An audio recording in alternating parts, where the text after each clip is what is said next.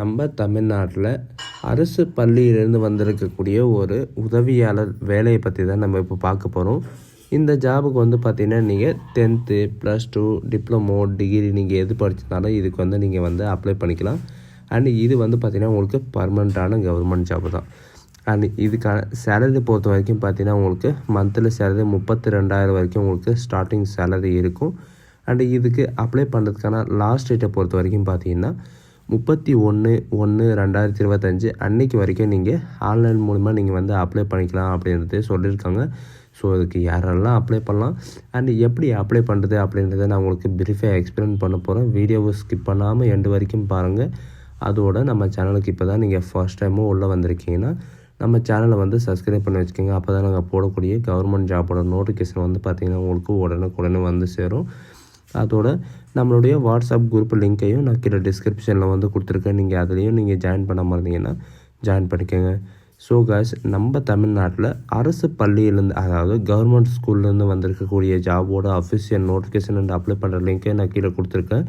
நீங்கள் அதில் கிளிக் பண்ணவே போதும் டேரெக்டாக இந்த பேஜுக்கு வந்துடுவீங்க. இது வந்து பார்த்திங்கன்னா சென்ட்ரல் போர்ட் ஆஃப் செக்யூரிட்டிலேருந்து உங்களுக்கு டேரெக்டாக அதாவது சிபிஎஸ்சியிலேருந்து வந்து பார்த்திங்கன்னா உங்களுக்கு டேரெக்டாக வந்து வெளியிட்ருக்காங்க. இதுக்கான அப்ளிகேஷன் வந்து பார்த்திங்கன்னா நோட்ஸில் வந்து அனௌன்ஸ் பண்ணியிருக்காங்க. இதில் எப்படி டவுன்லோட் பண்ணோம் அப்படின்னு பார்த்தீங்கன்னா அதை நீங்கள் கிளிக் பண்ணவே போதும் உங்களுக்கு ஷார்ட் நோட்டிஃபிகேஷன் வந்து பார்த்திங்கன்னா உங்களுக்கு ஒன்று வந்து டவுன்லோட் ஆகும். சென்ட்ரல் போர்டு எஜுகேஷன் வந்து பார்த்திங்கன்னா இதோட ஷார்ட் நோட்டிஃபிகேஷன் இது. ஃபுல் நோட்டிஃபிகேஷன் வந்து பார்த்திங்கன்னா டீட்டெயில்ஸ் ஆஃப் அட்வர்டைஸ்மெண்ட் அது நீங்கள் கிளிக் பண்ணவே போதும் டேரெக்டாக இந்த பேஜுக்கு வந்துடுவீங்க. சென்ட்ரல் போர்ட்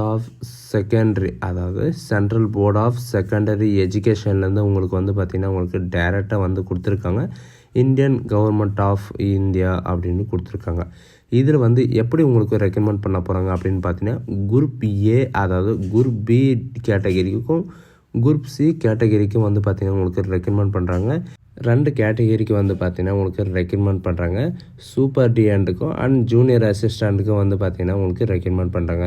சூப்பர் டிஎன்ட்டுக்கு வந்து பார்த்திங்கன்னா உங்களுக்கு டோட்டலாக 142 வேக்கன்சியும் அண்ட் ஜூனியர் அசிஸ்டண்ட்டுக்கு வந்து 70 வேக்கன்சியும் வந்து பார்த்திங்கன்னா உங்களுக்கு கொடுக்குறாங்க. எனிவேஸ் இது வந்து பார்த்திங்கன்னா ஆஃபீஸ் வந்து நம்ம தமிழ்நாட்டில் எங்கேனாலும் இருக்கலாம் அப்படின்றதையும் இவங்க வந்து மென்ஷன் பண்ணியிருக்காங்க. அண்டு இதுக்கான எந்தெந்த கேட்டகிரிக்கு வந்து பார்த்திங்கன்னா கேட்டகிரி வைஸ் கொடுத்துருக்காங்க. SC ST OBC EWD and UR அந்த மாதிரி கொடுத்துருக்காங்க.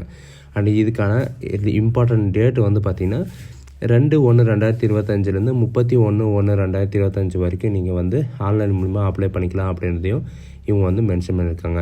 அண்ட் இதுக்கான ஏஜ் லிமிட்டை பொறுத்த வரைக்கும் பார்த்திங்கன்னா 31/1/2025 அன்னைக்கு வரைக்கும் உங்களுக்கு இவங்க கொடுத்துருக்கிற 18 வயசு வரைக்கும் உங்களுக்கு ஏஜ் இருக்கணும். 18 வயசுக்கு மேலே இவங்க கொடுத்துருக்கிற டேட் வரைக்கும் 18 வயசு மஸ்டம் வந்து முடிஞ்சிருக்கணும். அது இல்லாமல் அப்பர் ரிலாக்ஸேஷன் வந்து கொடுத்துருக்காங்க. எஸ்சி எஸ்டிக்கு 5 இயர் ரிலாக்ஸேஷன், ஓபிசிக்கு 3 இயர் ரிலாக்ஸேஷன் இந்த மாதிரி வந்து கொடுத்துருக்காங்க. அண்ட் இந்த ஜாபுக்கான எஜுகேஷன் அண்ட் குவாலிஃபிகேஷன் என்ன அப்படின்னு பார்த்தீங்கன்னா அதாவது சூப்பரிண்டென்டன்ட்க்கு வந்து பார்த்திங்கன்னா உங்களுக்கு குரூப் பி கேட்டகரியில் தான் உங்களுக்கு ரெக்கமெண்ட் பண்ணுறாங்க. அது முதலே சொல்லியாச்சு. அண்ட் இதுக்கான எஜுகேஷன் அண்ட் குவாலிஃபிகேஷன் அதாவது பேச்சுலர் ஆஃப் டிகிரி வந்து நீங்கள் முடிச்சிருக்கணும். அண்ட் இதில் வந்து பார்த்திங்கன்னா ஒர்க்கிங் நாலேஜில் வந்து உங்களுக்கு கம்ப்யூட்டர் வந்து உங்களுக்கு தெரிஞ்சிருக்கணும் அப்படின்னு சொல்லியிருக்காங்க. என்னென்ன அப்படின்னு பார்த்தீங்கன்னா எம்எஸ் ஆஃபீஸ் ஹேண்டிலிங் அண்ட் லார்ஜின் இது வந்து தெரிஞ்சிருக்கணும். இதுக்கான ஏஜ் லிமிட்டை பொறுத்த வரைக்கும் 30 வயசு வரைக்கும் நீங்கள் வந்து அப்ளை பண்ணிக்கலாம்.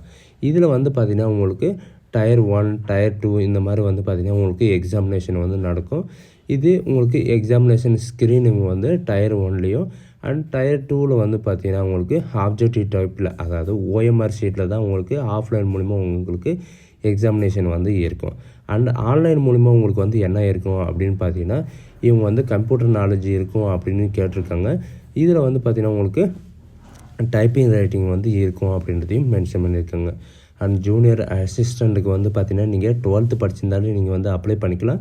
அண்ட் இதுக்கும் வந்து பார்த்திங்கன்னா உங்களுக்கு டைப்பிங் ஸ்பீடு 35 அதாவது வேர்டு பர் மினிட் வரைக்கும் உங்களுக்கு கேட்டிருக்காங்க.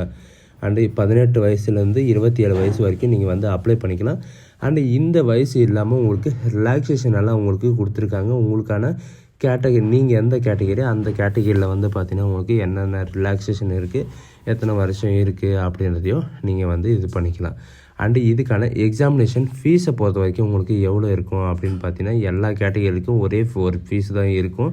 அண்டு உங்களுக்கான கேட்டகரியில் வந்து என்னென்ன இருக்கோ அதை வந்து நீங்கள் இது பண்ணிக்கலாம்.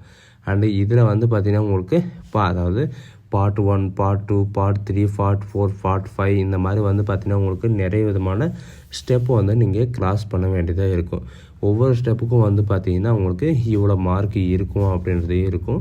அண்டு உங்களுக்கான ரிசர்வேஷன் அதாவது எஸ்சி, எஸ்டி, ஓபிசி இவங்களுக்கெல்லாம் எவ்வளோ எடுத்தால் நீங்கள் பாஸு அண்ட் எவ்வளோ எடுக்கலைன்னா நீங்கள் ஃபெயிலு அந்த மாதிரி வந்து பார்த்திங்கன்னா உங்களுக்கு கொடுத்துருப்பாங்க. இவங்க சொல்லியிருக்கிற மாதிரி நீங்கள் இது பண்ண வேண்டியது இருக்கும். அண்டு இதில் வந்து பார்த்திங்கன்னா உங்களுக்கு டோட்டலாக 150 கொஷின் இருக்கும். அண்ட் 450 மார்க் உங்களுக்கு எக்ஸாமினேஷன் இருக்கும். அதில் வந்து எவ்வளோ எடுத்தால் நீங்கள் பாஸு அப்படின்ற மாதிரி கொடுத்துருப்பாங்க டயர் 1ல். டயர் 2ல் வந்து பார்த்திங்கன்னா உங்களுக்கு அதாவது ஸ்பெஷல் மார்க் எது இதில் அப்படின்னு பார்த்தீங்கன்னா நேஷ்னல் இன்டர்நேஷ்னல் லெவலில் வந்து பார்த்திங்கன்னா நீங்கள் ஸ்போர்ட்ஸ்லையோ இல்லை அவார்டோ இல்லை பர்சனல் இந்த மாதிரி வச்சுருந்தீங்கன்னா நீங்கள் வந்து இது பண்ணிக்கலாம். நீங்கள் வந்து எப்படி அப்ளை பண்ணோம் அப்படின்னு பார்த்தீங்கன்னா நீங்கள் ஃப்ரெஷர் கேண்டிடேட்டாக இருந்தால் நீங்கள் ஃப்ரெஷர் கேண்டிடேட் ரிஜிஸ்ட்ரேஷன் அப்படின்றது நீங்கள் கொடுத்தாவே போதும். டைரெக்டாக இந்த மாதிரி பேஜுக்கு வந்து வந்துடுவீங்க. இதில் வந்து சில இன்ஸ்ட்ரக்ஷன் எல்லாம் கொடுத்துருப்பாங்க. உங்களுக்கான ஃபீஸ் வந்து பார்த்திங்கன்னா 800 ரூபா வரைக்கும் இருக்கும் அப்படின்றதையும் குரூப் பி குரூப் சியில் வந்து கொடுத்துருக்காங்க.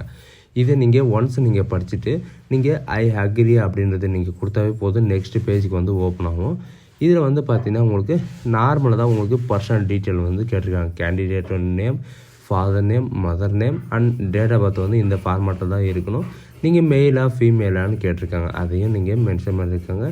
ஐடென்டி அதாவது ஐடென்டி டைப்பு நீங்கள் வந்து உங்களுக்கான ஐடென்டி ப்ரூஃப் வந்து என்ன இருக்குது, ரேஷன் கார்டோ இல்லை பாஸ்போர்ட்டோ அல்லது ஓட்டர் ஐடியோ உங்களுக்கு இருந்தால் நீங்கள் வந்து கொடுத்துக்கலாம். இப்போ வந்து ஓட்டர் ஐடி நீங்கள் கொடுத்தீங்கன்னா ஓட்டர் ஐடியோட நம்பரை வந்து நீங்கள் இதில் வந்து என்டர் பண்ணுற மாதிரி இருக்கும். ஓட்டர் ஐடியோட நம்பர் அண்டு கான்டாக்ட் டீட்டெயில்ஸ் வந்து கேட்டிருக்காங்க. அண்ட் பாஸ்வேர்டு அதாவது கரண்ட்டாக பாஸ்வேர்டு வந்து கேட்டிருக்காங்க. அண்ட் பின்கோடு இதெல்லாம் கேட்டுட்டு நீங்கள் ஒன்ஸு சப்மிட்டுன்னு கொடுத்தாவே உங்களுக்கு வந்து சப்மிட் ஆகும். நெக்ஸ்ட் பேஜில் வந்து பார்த்திங்கன்னா உங்களுக்கான டாக்குமெண்ட்டை வந்து அப்லோட் பண்ணுற பேஜ் வந்து ஓப்பன் ஆகும். அதில் வந்து நீங்கள் ஸ்கேன் பண்ணி அப்லோட் பண்ணிக்கலாம். சரிங்களா? ஸோ காய்ஸ் நம்ம தமிழ்நாடு அரசு பள்ளியில் வந்து பார்த்திங்கன்னா உங்களுக்கு இந்த மாதிரி ஜாப் கிடைக்கிறது ரொம்ப ரேர்னு கூட சொல்லலாம். இந்த வாய்ப்பை வந்து யாரும் மிஸ் பண்ணாதீங்க. So guys thank you.